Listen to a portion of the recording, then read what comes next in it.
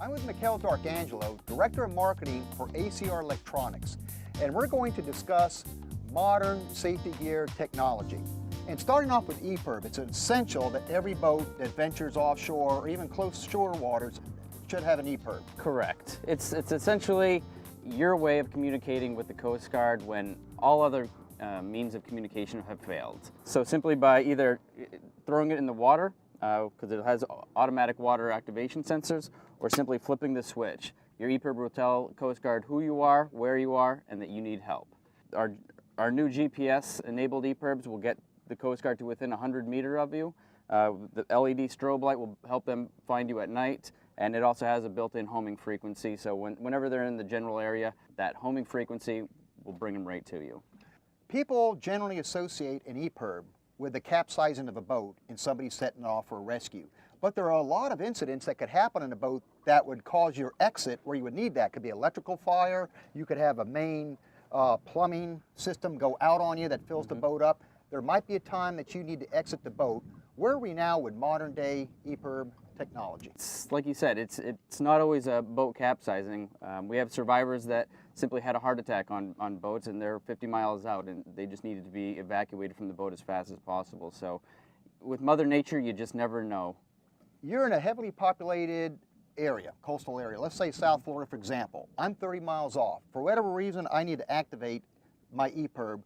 Roughly how long will that rescue take?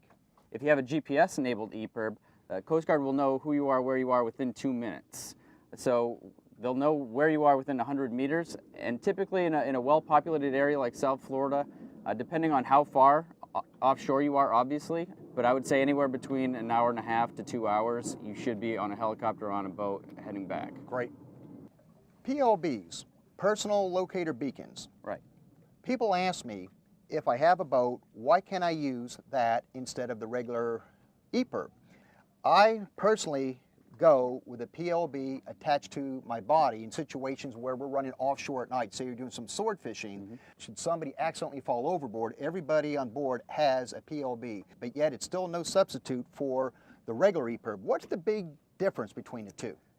It's a question we get all the time. An EPIRB will typically last, when you turn it on, about minimum 48 hours, where a PLB will work for minimum of 24 hours.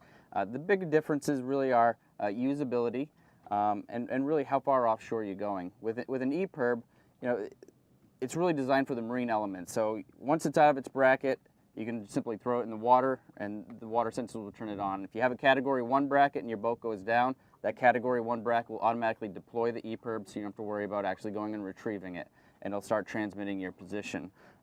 With a personal locator beacon, you mainly have to deploy the antenna, press the on button for 1 second, and keep it out of the water. So up on your top of your PFD or in your hand out of the water. And so from a usability standpoint, the EPIRB is much easier. And also, depending on how far offshore you're going, if you're going 15, 20 miles offshore plus, an EPIRB is really the right beacon to have. It's designed for the marine elements, whereas a PLB, it's a great backup for an EPIRB. And like you said, it's great for every person on the boat.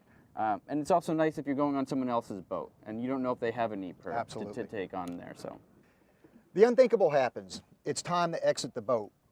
You have your EPIRB. Hopefully you also have a PLB with you as well. And you grab your ditch bag. I get a lot of questions regarding a ditch bag. What are the basic essentials that should be in a ditch bag that would maximize the chances of you getting rescued in a good fashion? Yeah, I mean, the essentials of a ditch bag is everything you would need in one convenient location, so that's all you worry about. So, we always recommend putting food rations and water in there, your pyrotechnics, your USCG approved pyrotechnics, first aid kits, your EPIRB, VHF radio, and any food and water rations would really be the minimum. And their size basically for the vessel that you're in. They could go from a compact size to, if you're in a large sport fishing boat, to a large ditch bag. Yeah, it really depends on the size of the boat and how many people are going to be on the boat. That way, obviously the larger the boat, the larger the bag, because you're going to want to have more items in there and you're going to want that bag to float more. Finally, to make it all work, is you want your EPIRB, your PLB, your ditch bag, in a position where you could get to it within seconds. Correct. Obviously, you want your PLB in your life jacket that you're wearing while you're on the boat. You want to have your EPIRB mounted in the ditch bag with all your safety gear, so you can literally just grab the gear and go. One final question. EPIRBs, how often do you change the batteries? You change the batteries around every 5 years. On the back of every EPIRB will have a battery expiration date, so just make sure you keep an eye on that battery expiration date. And then what we tell everyone is it's not really just a battery replacement, it's more like a tune-up for your car, because you're replacing all the gaskets, the O-rings, the hardware, making sure that EPIRB is good for another 5 years. I always scratch my head when I learn that people spend the kind of money they do on a saltwater boat and the money they do on tackle, yet a lot of them skimp on safety items. Right, and I think a lot of people are scared of the prices that EPIRBs used to be. 5-10 years ago, when they were $1,200–$1,500 for an EPIRB, and now you're talking about a third of that price, and even less for a personal locator beacon. So, I mean, you can really equip any boat for between $275 for a personal locator beacon up to $500 for an EPIRB. It's not as bad as it used to be, and the technology is much more advanced, and the sizes have come down. So it's a great time to get your safety gear upgraded.